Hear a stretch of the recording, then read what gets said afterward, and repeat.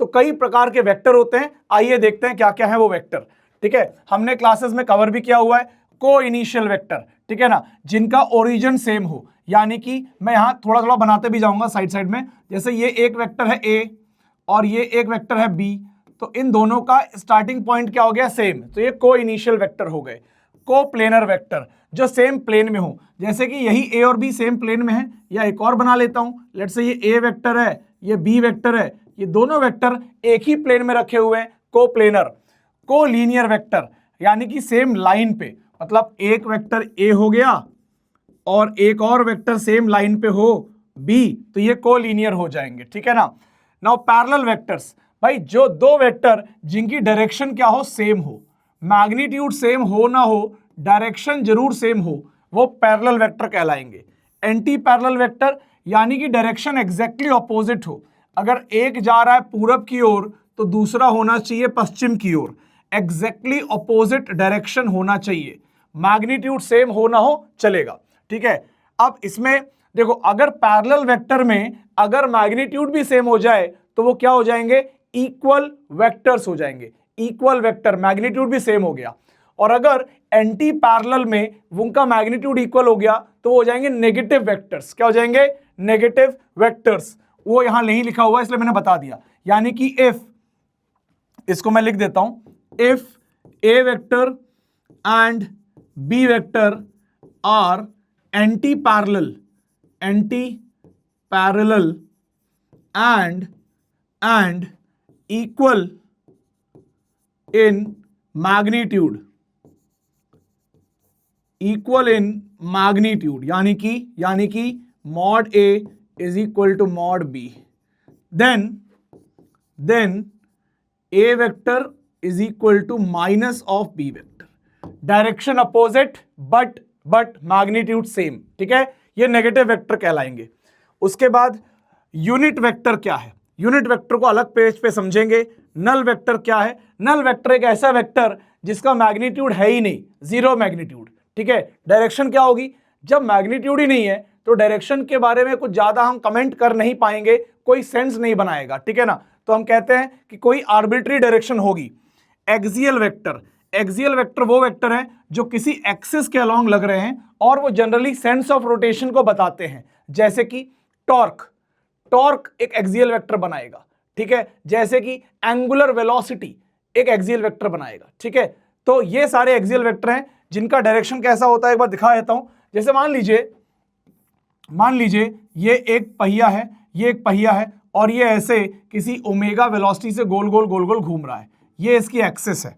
तो इसका अगर मैं बात करूं डायरेक्शन, ओमेगा जो वेक्टर है, क्योंकि एंगुलर वेलोसिटी के बारे में बात कर रहा हूं, तो ये जो ओमेगा वेक्टर आएगा वो ऐसे बनाया जाएगा, अलोंग द एक्सिस आएगा ओमेगा वेक्टर, और अलोंग द एक्सिस में कोई स्टार्टिंग पॉइंट नहीं होता, there is no starting point, ये पूरा एक वेक्टर है, यहां पे ऐसे दिखा दिया मैंने आपको, ये पूरा एक वेक्टर है, there is no starting point.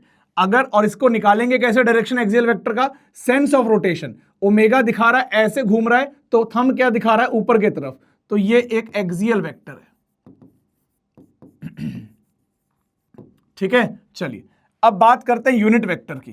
तो यूनिट वेक्टर का काम बहुत सिंपल है, कि अगर कोई वेक्टर है लेट्स से ए, तो ए वेक्टर को लिखने का पहले तरीका देखिए। ए वेक्टर को लिखा जाएगा इसका मैग्नीट्यूड, यानी कि मॉड लगा दीजिए, ये मैग्नीट्यूड ऑफ वेक्टर होता है, और एक डायरेक्शन के लिए ए के ऊपर कैप लगा दीजिए, ठीक है। तो ये जो चीज है ना, ये एक तरीके का एक यूनिट वेक्टर है जिसका मैग्नीट्यूड क्या है, जिसका मैग्नीट्यूड तो 1 है, ठीक है ना। Magnitude of A cap will be always 1 unit, इसीलिए उसका नाम है यूनिट वेक्टर।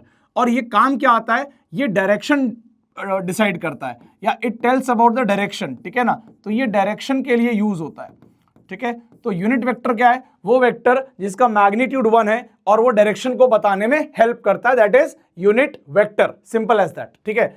जब भी हम यूनिट वेक्टर में कोई मैग्नीट्यूड मल्टीप्लाई करेंगे तो वो उसका जो लेंथ है, क्योंकि length of vector represent magnitude, वो लेंथ उतने टाइम्स बढ़ जाएगी, ठीक है ना। यानी कि अगर हमने कोई मैग्नीट्यूड एक यूनिट वेक्टर में मल्टीप्लाई किया तो नया वेक्टर आएगा, उसका magnitude will be equal to the magnitude that you multiplied, जो मैग्नीट्यूड आपने मल्टीप्लाई किया वो उस नए वेक्टर का मैग्नीट्यूड कहलाएगा, ठीक है ना। तो जैसे कि अगर मैंने ए वेक्टर के अंदर लिखा है कि मैग्नीट्यूड, अच्छा ये मैग्नीट्यूड के रिप्रेजेंट करने के कई तरीके हैं। अगर कोई एक ए वेक्टर है तो ऐसे भी मैग्नीट्यूड रिप्रेजेंट कर सकते हो या फिर सिंपली ए लिख सकते हो, ठीक है ना। तो यहां पे सिंपली ए लिख दिया इनटू ए कैप।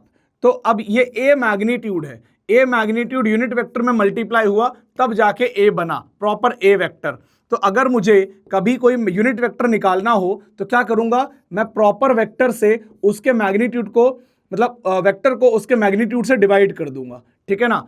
अब ये कैसे करेंगे आगे हम और समझेंगे। एक एग्जांपल के लिए, शॉर्ट एग्जांपल के लिए देखते हैं कि लेट्स से एक वेक्टर था ए वेक्टर, ए वेक्टर की वैल्यू थी let's say 2i cap plus 3j cap plus 4k cap, ठीक है। तो मैग्नीट्यूड कैसे लिखा जाता है किसी वेक्टर का, मैग्नीट्यूड लिखा जाता है अंडर रूट ऑफ ये 2 का स्क्वायर प्लस 3 का स्क्वायर प्लस 4 का स्क्वायर, ठीक है। अभी कितनी वैल्यू आएगी, इधर आ जाएगी रूट ऑफ 29 आ जाएगी, ठीक है ना। तो अगर कोई मुझे बोले कि ए का यूनिट वेक्टर निकालना है तो क्या करूंगा, यूनिट वेक्टर निकालने के लिए, ए कैप निकालने के लिए ए वेक्टर को डिवाइड कर दूंगा ए के मैग्नीट्यूड से, यानी कि 2i cap plus 3j cap plus 4k cap को डिवाइड कर दूंगा रूट ऑफ 29 से और मेरा आंसर आ जाएगा ए कैप का। तो यूनिट वेक्टर ऐसे निकाला जा सकता है, ठीक है ना। अब अगर आप ये सोच रहे हैं कि भाई ये क्या चीज है, ये कैसे लिखा गया है, तो भाई साहब आपको समरी लेक्चर नहीं, आपको प्रॉपर लेक्चर देखना चाहिए, क्योंकि आपको थोड़ा बहुत आइडिया होना चाहिए समरी देखने के लिए। आप समराइज कर रहे हैं, आप सीख नहीं रहे हैं यहाँ पे पहली बार, ठीक है ना।